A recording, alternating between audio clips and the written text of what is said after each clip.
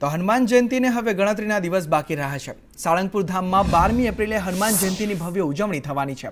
ત્યારે સાળંગપુર કષ્ટભંજન હનુમાનજી મંદિર દ્વારા હનુમાન જયંતી મહોત્સવની તડામાર તૈયારીઓનો આખરી ઓપ અપાયો છે, જેમાં દર્શનાર્થીઓને મુશ્કેલી ના થાય તે માટે મંદિર પરિસરમાં રહેવા તથા જમવાની ખાસ વ્યવસ્થા કરવામાં આવી છે।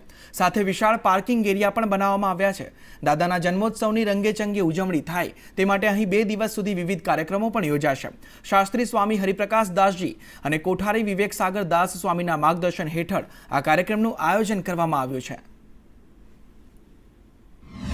શનિવારના દિવસે હનુમાન જયંતી મહોત્સવ છે, એટલે આગલા દિવસે પણ સુંદર મજાના કાર્યક્રમો છે અને શનિવારના બી સુંદર મજાના સંસ્થા દ્વારા કાર્યક્રમો રાખવામાં આવ્યા છે।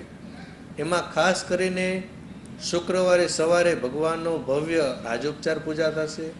ત્યારબાદ ભગવાનના અભિષેક માટે નારાયણ કુળની બહેનોના સિર પર 1000 ઉપરાંત બહેનો કળશ ભરી અને અહીંયા જળ લાવશે। જે મારા બર્થડે નિમિત્તે હું દાદાના દર્શન કરવા આવેલા છે।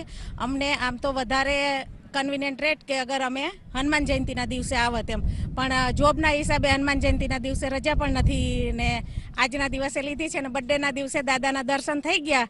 અને સારંગપુરના હનુમાન એ ગુજરાતનું સુપ્રસિદ્ધ મંદિર છે અને એની તૈયારી અત્યારે ખૂબ જ જોરશોરથી થઈ રહી છે અને ટોટલી જે સહયોગ છે એ મંદિર તરફથી ઘણો સારો છે અને ખૂબ જ જોરથી આ તૈયારીઓ શરૂ થઈ રહી છે।